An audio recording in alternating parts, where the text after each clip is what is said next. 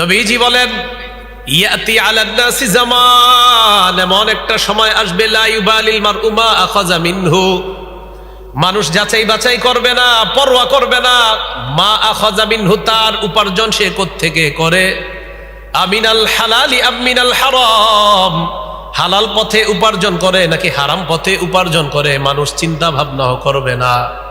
পকেটে আসলেই হয়, হারাম পথে আসুক আর হালাল পথে আসুক। নবীজি বলেন এমন একটা জামানা আসবে। বলেন তো ওই জামানা আসবে কবে?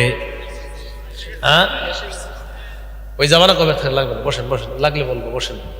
তাহলে ওই জামানা কবে আসবে? যেই জামানা আসলে মানুষ চিন্তা ভাবনা করবে না হালাল পথে কামাই করে না হারাম পথে। এটা কি আসবে? এসে গেছে, চলতেছে না?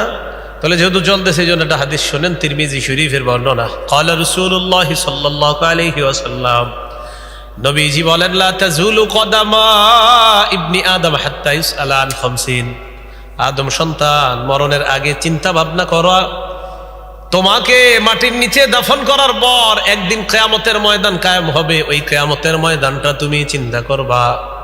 কিয়ামতের ময়দানে তোমার দুই পা সামান্য পরিমাণ নড়বে না 5টা প্রশ্ন করার আগে। 1 নাম্বার, আন উমরিহি ফিমা আফনা, জীবন সম্পর্কে প্রশ্ন করা হবে। আদম সন্তান জীবন কোন কাজে কাটিয়েছে, 1 নাম্বার প্রশ্ন। 2 নাম্বার প্রশ্ন, আন শাবাবিহি ফিমা আবলা, যৌবন সম্পর্কে প্রশ্ন করা হবে, যৌবন কোথায় কাটিয়েছেন। ওয়ান মালিহি মিন আইনা ইকতাসাবা, সম্পদ সম্পর্কে জিজ্ঞাসা করা হবে, সম্পদ তুমি কোথা থেকে কামাই করেছো। 4 নাম্বার, ফিমা আনফাকা, সম্পদ তুমি কোন খাতে ব্যয় করেছো, এটা 4 নাম্বার প্রশ্ন।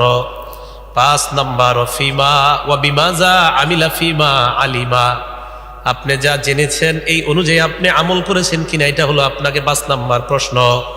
আমার সাথে সবাই বলেন, বলেন হালাল পথে আয়,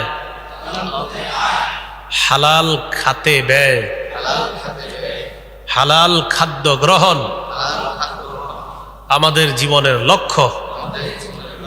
মনে থাকবে নি? এটা নিজের জীবনের লক্ষ্য বানায় পকেটেই কাগজ রেখে দিবেন যে হালাল পথে আয়, হালাল খাতে ব্যয়, হালাল খাদ্য গ্রহণ। ইনশাল্লাহ এতটুকু করেন, এরপরে আপনি আল্লাহর যা বলবেন সাথে সাথে কবুল হয়ে যাবে।